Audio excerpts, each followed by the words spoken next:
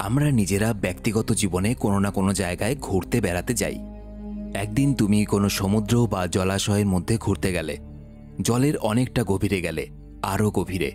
কিন্তু তারপর হঠাৎ তুমি বুঝতে পারলে যে তুমি এতটা জলের নিচে ফেসে গেছো। ওই গভীর জলের ভিতরে এমনভাবে আটকে গেলে এমন জায়গায় যেখান থেকে না তো তোমার কেউ চিৎকার শুনতে পারবে আর না তো তুমি সাহায্যের জন্য কাউকে ডাকতে পারবে। এমনকি ওই জায়গায় জলের ওপরেও আশেপাশে কোনো মানুষের চিহ্ন নেই। তখন কি হবে? এই মুভিটা যেহেতু খুবই ছোট, মাত্র 1 ঘন্টা 10 মিনিটের, সুতরাং এক্সপ্লেন ভিডিওটাও ছোট হতে চলেছে, কিন্তু প্রতিটা মুহূর্ত চরম উত্তেজনাময় এবং শ্বাসরুদ্ধকর হতে চলেছে। হ্যালো, তোমরা দেখছো এক্সপ্লেইন টিভি বাংলা।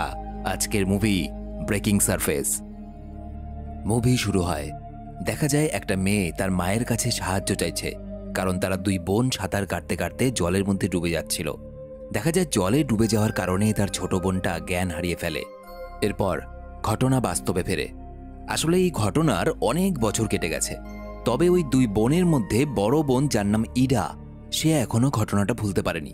সে এখন বিবাহিত, 2টো বাচ্চার মা। অন্যদিকে ছোট বোনটা, যার নাম টুভা, সে এখন জাহাজের মেকানিক। টুভাকে দেখা যায় জাহাজের নিচের একটা যন্ত্র ঠিক করতে গিয়ে সেটা হঠাৎই চালু হয়ে যায়। ক্রমশ সেটা তাকে নিজের দিকে টানতে চেষ্টা করে। টুভা অনেক কষ্টে নিজেকে সেখান থেকে বার করে। তো যাই হোক, অনেক দিন পর 2 বোন এবং তাদের মাকে আবারও একসাথে দেখা যায়। তারা একসাথে কিছুদিন ছুটি কাটাবে। এখানে বলে রাখি, তাদের মা বাবা যেহেতু আলাদা আলাদা ছিল, সুতরাং ইডা ছোটবেলা থেকে বাবার কাছে এবং টুভা মায়ের কাছে মানুষ হয়েছে। তো নিজেদের বাড়িতে এসে একটা দিন কাটানোর পর দ্বিতীয় দিন তারা 2 বোন বেরিয়ে পড়ে ঘুরতে। চারিদিকে শুধু বরফের পাহাড় আর খোলা আকাশ, এক অসাধারণ সৌন্দর্য। এই রাস্তাটা দিয়ে বেশ অনেকটা পথ গাড়ি নিয়ে যাওয়ার পর তারা একটা খরস্রোতা নদীর সামনে এসে থামে। এরপর তারা তৈরি হতে থাকে আন্ডার ওয়াটার ড্রাইভিংয়ের জন্য। হ্যাঁ, ওই বেশি সাহস থাকলে যা হয়, জলের নিচে গিয়ে লাফালাফি।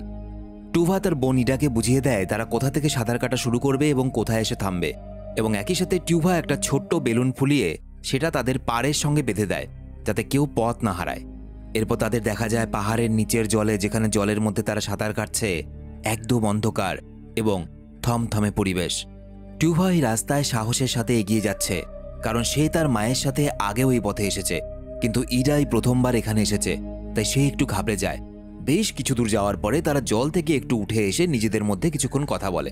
সেখানেও দেখা যায় ইডা একটা সাধারণ কথাতেই টুভার ওপর প্রচণ্ড রেগে যায়। আসলে ইডা যেহেতু বাবার কাছে মানুষ, সুতরাং মায়ের ভালোবাসা ছোটবেলা থেকে পায়নি, তাই তার মেজাজ একটু খিটখিটে টাইপের। এরপর তারা আবারও আগের মতো দুজন সাঁতার কাটা শুরু করে। ছোট্ট সুড়ঙ্গ পার হয়ে আরও গভীর জায়গায় প্রবেশ করে। টুভা জানায় আর 3 মিনিট সাঁতার কাটার পর তারা এখান থেকে ওপরে উঠে যাবে, এবং এখানে এসে তারা গভীর সমুদ্রের নিচে তিমি মাছ দেখে বেশ খুশি হয়, কারণ এই দৃশ্যটা তাদের কাছে খুবই দুর্লভ আর মনোরম। তবে এরই মধ্যে সেখানে ওপর থেকে একটা পাথর এসে পড়ে। পাহাড়ি এলাকায় মাঝে মধ্যে এরকম হয়েই থাকে, তাই টুভা শুধুমাত্র ইডাকে সতর্ক থাকতে বলে। বিষয়টাকে তেমন একটা গুরুত্ব দেয় না, কিন্তু এই কথা বলতে না বলতেই দেখা যায় ওপর থেকে বেশ বড় বড় পাথর পড়তে শুরু করেছে। আর এটা কোনো ভয়ঙ্কর বিপদের থেকে কম কিছু নয়, কারণ পাহাড়ে একমাত্র ধস নামলেই তবেই এত বড় বড় পাথর ওপর থেকে পড়ে। ঠিক এমন সময় একটা বিশাল পাথর টুভার ওপর এসে পড়ে। তাকে জলের তলদেশে নিয়ে যেতে শুরু করে পাথরটা, আর 2 বোন পরস্পর থেকে বিচ্ছিন্ন হয়ে যায়। এরপর তারা শুধু একে অপরের গলার আওয়াজ শুনতে পায়। তবে ইডা হাল ছাড়ে না। সে তার বোনকে খুঁজতে জলের তলদেশে 108 ফিট নিচে পৌঁছে যায়। এদিকে টুভা নির্দেশ দিতে থাকে কিভাবে ইডা তাকে খুঁজে পাবে, কারণ সে অজানা জায়গায় আটকে গেছে, আর এই জায়গাটা ঠিক কোথায় সেটা সে নিজেও জানে না। শুধু সৌভাগ্যের বিষয় এটাই যে পাথরটা তাকে থেতলে দেয়নি। এদিকে ইডার কাছে অক্সিজেন বেঁচে আছে শুধুমাত্র 35%, যা খুবই অল্প সময়ের মধ্যে শেষ হয়ে যাবে। সুতরাং যা করার করতে হবে এইটুকু সময়ের মধ্যেই। সৌভাগ্যবশত টুভার নির্দেশ মতো কিছু সময় পর ইডা লাইট দেখে তার বোনের কাছে পৌঁছে যায়, কিন্তু সেখানে টুভা পাথরের নিচে এমনভাবে ফেসে গেছে যে ইডার পক্ষে একা পাথর সরিয়ে তার বোনকে বের করা সম্ভব নয়। সে একটা ছোট পাথর সরিয়ে দিলেও বড় পাথরটাকে কিন্তু কোনোভাবে সরাতে পারে না। তাই টুভা তাকে বলে উপরে গিয়ে কারো কাছে সাহায্য চাইতে, তবে যতক্ষণ না পর্যন্ত সে আসছে টুভাকে কিন্তু এখানেই থাকতে হবে। তাই ইডা তার বোনের চারপাশে কিছু লাইট রেখে একটা সুরক্ষা বলয় তৈরি করে দেয়, কারণ সেই জলের মধ্যে বিভিন্ন জলজ প্রাণী থাকতে পারে, আর গভীর জলের প্রাণীরা লাইট দেখলে সেই আশেপাশে ঘেঁষবে না। ইডা উপরে এসে দেখে বাইরে কিন্তু আরেক কাণ্ড, তুষারপাত হচ্ছে। পাহাড়ে ধস নামার কারণে বড় বড় পাথর পড়ে তাদের প্রয়োজনীয় জিনিসপত্র চাপা পড়ে গেছে। অনেক চেষ্টা করেও ইডা পাথরের নিচ থেকে ফোন, গাড়ির চাবি কিছুই বের করতে পারে না। বর্তমানে ইডার কাছে শুধুমাত্র জলের নিচে থাকা তার বোনের সাথে কথা বলার জন্য যোগাযোগের একটা মাধ্যম রয়েছে, তাই সেটার মাধ্যমে ইডা তার বোনকে সমস্ত কথা জানায়। এরপর টুভার পরামর্শ মতো ইডা প্রথমেই তার ঘড়িতে 15 মিনিটের একটা টাইমার সেট করে। এক দৌড়ে তাদের গাড়ির কাছে পৌঁছে যায় আর পাথর দিয়ে তাদের গাড়ির কাঁচ ভেঙে দুটো অক্সিজেনের সিলিন্ডার বের করে। কারণ অন্যভাবে সাহায্য না পেলেও অন্তত অক্সিজেনটুকু তো পাওয়া যাবে, কারণ অক্সিজেন তো বেশিক্ষণ নেই। তাই বাড়তি অক্সিজেনের সিলিন্ডার দিয়ে আরও বেশ কিছুক্ষণ সময় তারা বেঁচে থাকতে পারবে। কিন্তু দুর্ভাগ্য যখন আসে, সব রাস্তায় বন্ধ হয়ে যায়। সে গাড়ির জ্যাকটা খুঁজে পায় না। এখানে বলে রাখি, গাড়ির জ্যাক হলো এমন একটা যন্ত্র যেটা সাহায্যে গাড়ি উঁচু করে টায়ার পাল্টানো হয়, এবং এই জন্য সে কখনো গাড়ির সিট ছিঁড়ে, কখনো বা পাথর দিয়ে গাড়ির ডিক্কির লকটা ভাঙার চেষ্টা করে। এক কথায় সে আপ্রাণ চেষ্টা করার পর অবশেষে ব্যর্থ হয়ে অক্সিজেনের সিলিন্ডার দুটো নিয়ে আবারও জলের কাছে পৌঁছায়, কারণ 15 মিনিটের মধ্যেই সিলিন্ডার টুভা অবধি নিয়ে যেতেই হবে। ঠিক এই সময় ওই জলাশয়ের ওপর দিক দিয়ে একটা প্লেন উড়ে যাচ্ছিল। সে বারবার সাহায্য চায়, কিন্তু এত উঁচু থেকে তাকে কেউ দেখতেও পায় না, আর না তো তারা আওয়াজ শুনতে পায়। কিন্তু সে যখন সিলিন্ডারটা নিয়ে জলে নামে, প্লেনটাকে সে দেখে আবারও হাত নাড়ায়। এবার তার মনে হয় ওই প্লেনটার মধ্য থেকে কেউ হয়তো তার ইশারা বুঝতে পেরেছে, আর এটা করতে গিয়ে তার অক্সিজেনের সিলিন্ডারটা জলের মধ্যে হারিয়ে যায়। কিন্তু তা সত্ত্বেও ইডা জলের নিচে তার বোনের কাছে গিয়ে নিজের অক্সিজেনের সিলিন্ডারটা তাকে দেয়, কারণ সেই মুহূর্তে অক্সিজেন সাপোর্ট না পেলে টুভা মারা যেতে পারে। কিন্তু প্রবলেম হলো, একটা সিলিন্ডার দিয়ে তো আর বেশিক্ষণ টিকে থাকা সম্ভব নয়।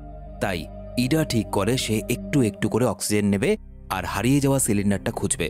এরপর দম ফুরিয়ে গেলে আবারও একটু অক্সিজেন গ্রহণ করবে টুভার থেকে।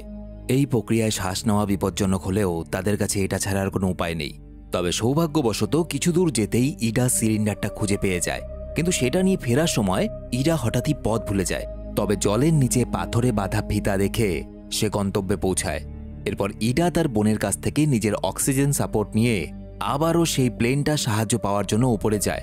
ইডা ভাবে যেভাবেই হোক প্লেনটার দৃষ্টি আকর্ষণ করবেই, কিন্তু ততক্ষণে সেই প্লেনটা সেখান থেকে চলে গেছে। সুতরাং ইডার কাছে এখন দুটো পথ খোলা আছে। এক, গাড়ি থেকে কার জ্যাকটা খুঁজে পাথর সরিয়ে নিজের বোনকে জল থেকে উপরে আনা, আর তা না হলে গাড়ির মধ্যে যে ম্যাপ আছে সেখান থেকে তাকে দেখতে হবে যে আশেপাশের লোকালয় কোথায় আছে, এবং সেই লোকালয়ে গিয়ে সেখান থেকে সাহায্য নিয়ে আসা। এদিকে দেখা যায় একটু বিশ্রাম না নিয়ে দ্রুত গতিতে সাঁতার কাটা আর অক্সিজেন মাস্ক ছাড়া গভীর জলে থাকার কারণে ইডা কিছুটা অসুস্থ হয়ে পড়েছে। তবে তা সত্ত্বেও সেই গাড়ির কাছে গিয়ে পাথর দিয়ে বাড়ি মারতে মারতে ডিক্কিটা খুলতে চেষ্টা করে, কিন্তু তারপরেও সে ডিক্কি খুলতে ব্যর্থ হয়। তাই বাধ্য হয়ে ইডা ম্যাপ নিয়ে লোকালয়ে যায়, কিন্তু সেখানে কোনো মানুষের সাড়া পায় না। তাই নিরুপায় হয়ে ইডা একটা ঘরের কাঁচ ভেঙে ভেতরে প্রবেশ করে, কিন্তু ঘরের ভেতরে ঢুকতেই একটা কুকুর তার ওপর হামলা করে, আর ইডা নিজেকে বাঁচাতে ওই কুকুরটাকে ছুরি দিয়ে আঘাত করে। এক ঘায়ে কুকুরটা মেঝেতে লুটিয়ে পড়ে। এদিকে কুকুরের কামড়ে ইডার সুইমিং স্যুটটাও ছিঁড়ে যায়। তবে সেসব পাত্তা না দিয়ে ইডা ওই ঘরে থাকা ল্যাপটপে সিগন্যাল কানেক্ট করার চেষ্টা করে, কিন্তু আবহাওয়ার জন্য সেটা সম্ভব হয় না, কারণ আবহাওয়া খারাপ ছিল, তাই নেট কানেকশন সেখানে ঠিকঠাক ছিল না। ইডা তারা যেখানে আপাতত আছে সে আর তার বোন সেই জায়গাটার কথা লিখে সাহায্যের আবেদন জানিয়ে গাড়ির ডিগ্গি খোলার মতো একটা বস্তু নিয়ে সেখান থেকে বেরিয়ে আসে। এরপর গাড়ির কাছে এসে ওই বস্তুটা দিয়ে ইডা তার গাড়ির ডিক্কিটা খোলে, আর সেখানে সে একটা বোতল পায়। এই জিনিসটার নাম হলো ফিক্স আ ফ্ল্যাট। এটা এক ধরনের ফোম জাতীয় স্প্রে। কোনো কারণে গাড়ি পাংচার হয়ে গেলে এটা দিয়ে কিছু সময়ের জন্য সেই টায়ারের যেই জায়গাটায় ফুটো হয়ে গেছে সেই জায়গাটাকে ঠিক করা যায়। কিন্তু ব্যাপার হলো এটা দিয়ে তার কি হবে? গাড়ির ডিক্কি তো সে খুলতে চাইছিল যাতে গাড়ির ডিক্কির মধ্যে কোনো জ্যাক থাকলে সেই জ্যাকটা নিয়ে গিয়ে ওই পাথরটা সরাবে সে। কিন্তু দুর্ভাগ্যবশত গাড়ির ডিক্কিটা যে কারণে খুললো, সে খুলে দেখে গাড়ির ডিক্কিতে জ্যাকটাই নেই, সে আনতে ভুলে গেছিল। ইডা খুবই ভেঙে পড়ে, কিন্তু হার মানার মেয়ে নয়।